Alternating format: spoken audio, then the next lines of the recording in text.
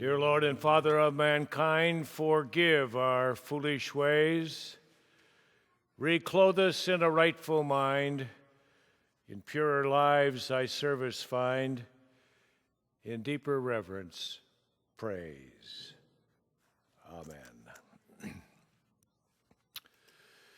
2 weeks ago, when I was invited to meet with your congregational council to become acquainted, and it was a delightful group and a delightful meeting.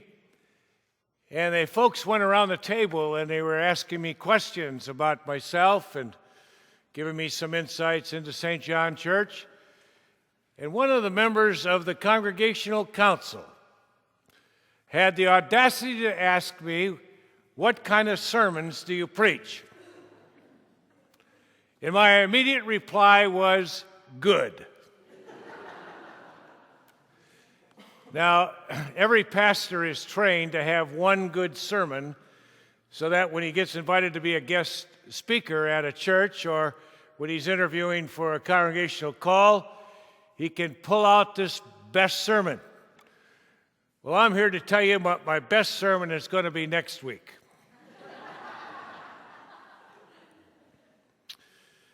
You know, 3 weeks ago, I had rotator cuff surgery on the left shoulder. So when we start hugging and kissing after the service, be careful of my left side for a couple weeks. But those of you that may have had surgery in your shoulders or your knees or your hips know that there's a lingering pain afterwards while it heals. My arm would throb right in the bicep. And so it would bother me to sleep. And the surgeon, when he discharged me, or when I finished the surgery, gave me a prescription for some painkillers, oxycodone.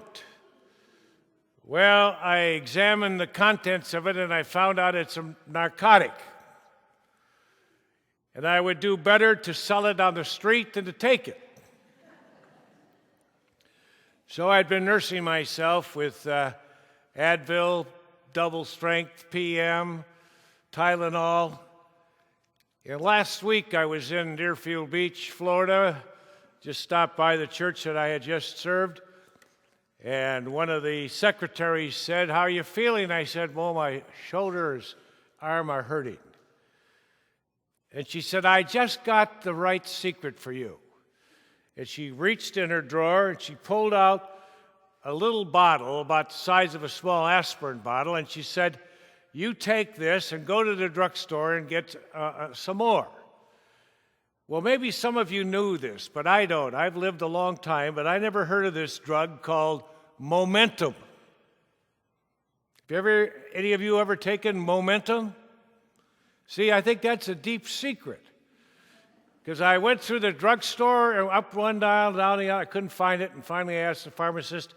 He came out, and he found it tucked away someplace on the bottom shelf, and so I began taking this pill, Momentum. And believe it or not, the pain has been relieved. For that's to help stress and inflammation or whatever. So I got to thinking about you folks today when I began taking these pills, Momentum. Well, some people call me, when places I've been, Pastor Harry O or Dr. Harry O, but I think for St. John Church I should be known as Pastor Momentum. Because I'm going to spread around bottles of this stuff to keep us all inspired and excited and driven in a purposeful way to bring good to God's people here at St. John, not only to us in the congregation, but to the community.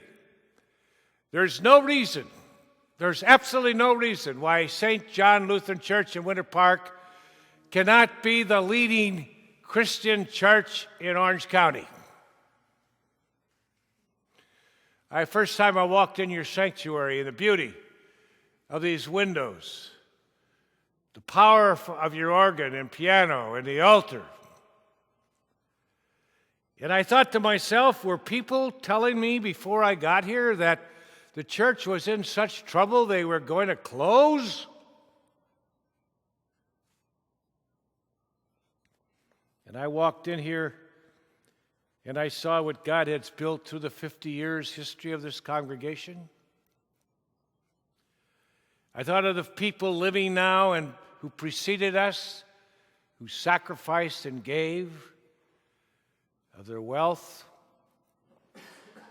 gave of their abilities, gave of their time, gave of themselves. How many children have come before that baptismal font to be baptized? How many children have stood in front of the altar and confessed their faith in the rite of confirmation? How many marriages have taken place before the altar? How many saints have hired their final rites in this place? And somebody has rumored around that we're going to give up. I'm here to tell you, people of God, that I'm not here to give up.